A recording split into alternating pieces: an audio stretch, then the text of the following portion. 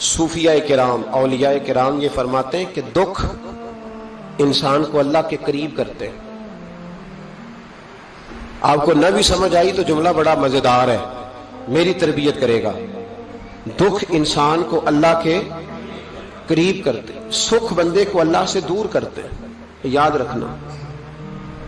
ان کو دکھ کوئی نہیں نہ ہوتا، وہ تو بیت اللہ کے غلاف کو پکڑ کے بھی نہیں روتے، جو تڑپ رہے ہوتے نا، تڑپ رہے ہوتے، سسکیاں لے رہے ہوتے، ان کے قریب جا کے پوچھو بابا کیا مسئلہ ہے، تو کہتے ہیں بیٹی سسرال میں دکھی ہے، بیٹا جوان ہے پر بے اولاد ہے۔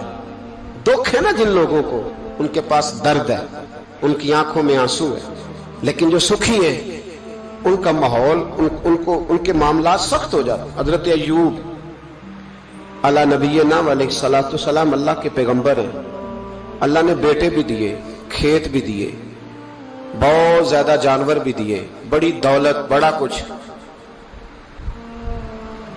رب آزماتا بھی ہے، اس کا نظام ہے، جتنا کچھ کے قریب ہوتا ہے اتنا ہی زیادہ آزماتا ہے۔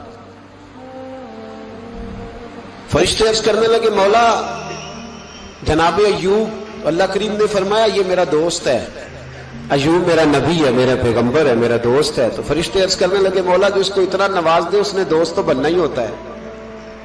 ایک روایت میں 7 بیٹے، ایک میں 14 بیٹے، کھیت کھلیان باغ بڑا کچھ، تو دوست تو بننا ہے۔ تو رب کریم نے فرمایا جاؤ آزما لو، جا کے جاؤ، جا کے۔ کون کہہ رہا ہے؟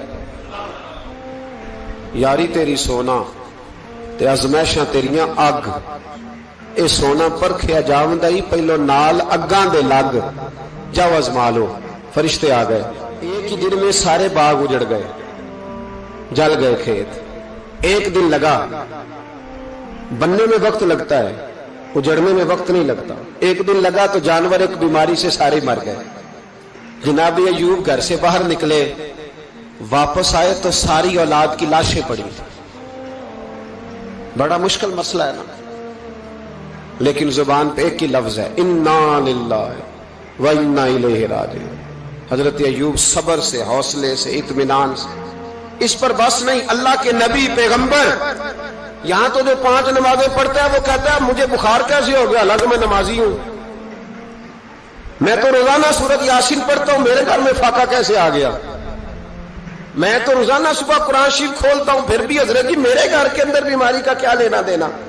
حضرت ایوب بیمار ہو گئے، 1 2 3 4 ہفتے، مہینے، سال نہیں، 16 سال بیت گئے بیمار ہیں، 16 سال بیت گئے، 16 سال۔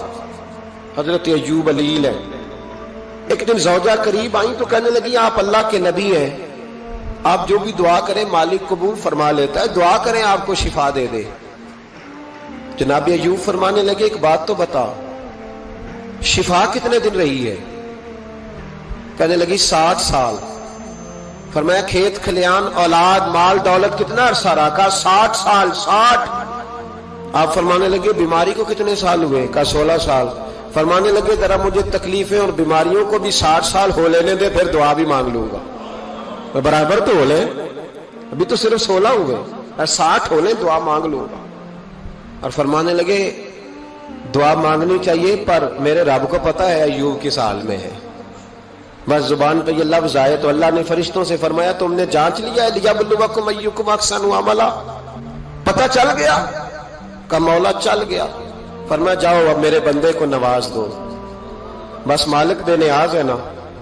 بنجر زمینیں پھر سے آباد ہو گئی، پھر سے جانور آ گئے، پھر سے وہی لہر بہر ہو گئی، بیٹے بھی اللہ نے دے دیے، مال دولت جائیداد ہر چیز، گھر میں بیٹھے شفا بھی ہو گئی۔ حضرت ایوب کی زوجہ قریب بیٹھی ہے، سکھوں کے دن آ گئے، پوچھنے لگی ایوب ایک مسئلہ پوچھنا ہے، ایک بات ذہن میں آئی، اجازت دے تو دریافت کروں؟ فرمانے لگے پوچھو۔ تو زوجہ عرض کرنے لگی حضور بتلائیے دکھ اچھے کے سکھ، دکھ اچھے کے سکھ۔ تو جناب ایوب فرمانے لگے دن سارے اللہ کے ہیں، دن سارے اللہ، دکھی رکھے تب بھی مہربانی، سکھی رکھے تب بھی فضل اسی کے ہیں، پر اگر میرے دل کا حال پوچھے نا تو دکھ بڑے اچھے تھے، بڑے اچھے تھے وہ دکھ۔ کہا حضور دکھ اچھے تھے؟ تو جناب ایوب فرمانے لگے جب میں بیمار تھا تو میرا رب 24 گھنٹے میں ایک دفعہ میرا حال پوچھا کرتا تھا. رب پوچھتا تھا ایوب تیرا کیا حال ہے؟ رب پوچھتا تھا. خدا خود میرے مجلس بود اللہ پوچھتا تھا. فرماتے ہیں 12 گھنٹے اس مزے میں گزر جاتے تھے کہ میرے رب نے میرا حال پوچھا ہے.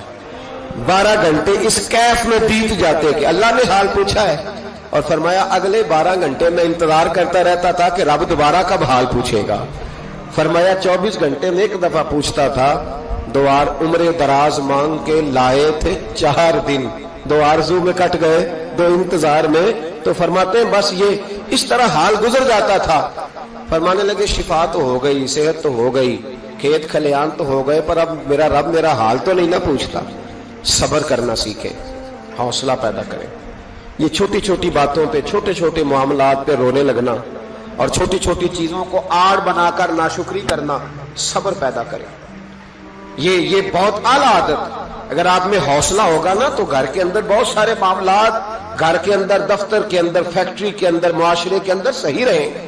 لیکن اگر آپ صبر کے عادی نہیں, صبر نہیں کرنا آتا, تو پھر تو بڑی جلدی آپ کے معاملات بگڑنے لگے. چوتھی عادت ہے نیکیاں کر کے ان کو بھولنا سیکھیں.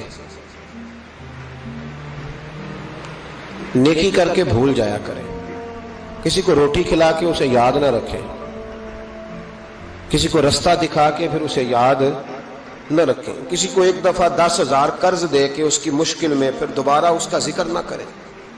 یہ خوبصورت لوگوں کی علامت نہیں, یہ کمزور لوگوں کی علامت. جو کمزور لوگ ہوتے ہیں نا, چھوٹے لوگ, وہ اس کا ذکر کرتے ہیں.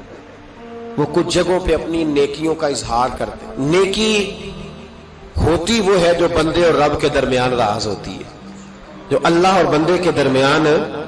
اب نہ اس عادت کی بڑی ضرورت ہے, بڑی ضرورت. ہر آدمی کہہ رہا ہے میں نے فلاں کے لیے بڑی قربانی دی. کون سی قربانی دی؟ سولی پہ لٹکا ہے تو کیا کیا ہے؟ میں نے فلاں لیڈر کے لیے بڑی قربانی دی. مثلا کیا کر دیا, کیا انقلاب. اور جب آپ نے کہہ دیا تو پھر وہ قربانی ویسے بھی ختم ہو چکی ہے, اب تو وہ ملیا میٹ ہو گیا. اظہار جو کر دیا. نیکی کریں پھر اس نیکی کو چھپائیں, اس کا اظہار. ہمارے ہاں پوسٹر بڑے لگتے ہیں, اجتماعی شادیاں.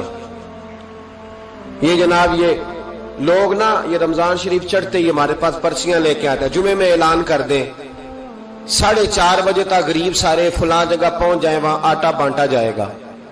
تو میں کہتا ہوں غریبوں کی لسٹ ہم سے لے لو, خود جا کے گھروں میں دے آؤ. یہ سنت نہیں نبی پاک علیہ السلام کی, یہ صحابہ کا طریقہ نہیں گھر جا کے دینا. یہ حضور علیہ السلام نے سکھایا نہیں رات کے وقت کسی کی خدمت کرنا. پہلے لوگ غریب کی بیٹی کو اپنی بیٹی سمجھتے تھے. اب غریب کی بیٹی کی شادی ہوتی ہے اجتماعی شادی میں, بڑا بورڈ لگایا جاتا ہے, پھر اخبار پہ فوٹو ہوتی ہے دولہے کی, یعنی اس کی ویڈیو بناؤ تاکہ اس کے پوتے بھی کل کو کہیں کہ ہماری دادی کی شادی خیرات میں ہوئی تھی, ہمارے دادا کا نکاح خیرات میں ہوا. ٹھیک ہے, ہم پر لوگ خوش کی قطع نہ لگاتے ہیں تو کوئی حرج نہیں, لیکن میں نہیں قائل. مجھے کہتے ہیں جی محفل میلاد پر ہم 11 بچیوں کی شادی کرائیں گے, تو میں کہتا ہوں آپ کو کیا ضرورت ہے, جو اگر دینا ہے تو جاؤ ان کے گھر جا کے غریب باپ کی ہتھیلی پہ رکھا ہو, بات ختم ہو گئی. زیادہ تحقیق کا تو ہمیں حکم ہی نہیں ہے. نیکی کر کے اس کا اتنا اظہار, اس قدر زیادہ اس کا نام. میں نے پہلے بھی کہا تھا, ایک دفعہ پھر کہتا ہوں, میں مساجد میں جاتا ہوں تو وہاں نا بورڈ لگے ہوئے ہیں, فلاں آدمی 100 روپیہ دیتا ہے, اس کا بھی نام لکھا ہے, 600 روپے والے کا بھی نام لکھا ہے, یہ 1000 روپیہ مہینے کا دیتا ہے. تو میں نے کہا آپ نے صرف یہاں نام لکھوایا, اس کا ساری جگہ پہ کیوں نہیں اشتہار لگوایا, تاکہ اجر دینے والے دے تو لیتے. میرے رسول پاک صلی اللہ علیہ وسلم نے فرمایا کچھ لوگ قیامت کے دن احد پہاڑ کے برابر نیکیاں لے کے آئیں گے, تو رب ان سے فرمائے گا تمہارے پاس, تمہارے لیے میرے پاس, میں تمہیں اجر نہیں دوں گا, جاؤ. یا اللہ ہم کہاں سے اجر لیں؟ تو رب فرمائے گا انہیں سے اجر لو جنہیں دکھانے کے لیے تم نیکی کرتے, میرے لیے تو کی نہیں. اپنی نیکیوں کو چھپانا سیکھیں.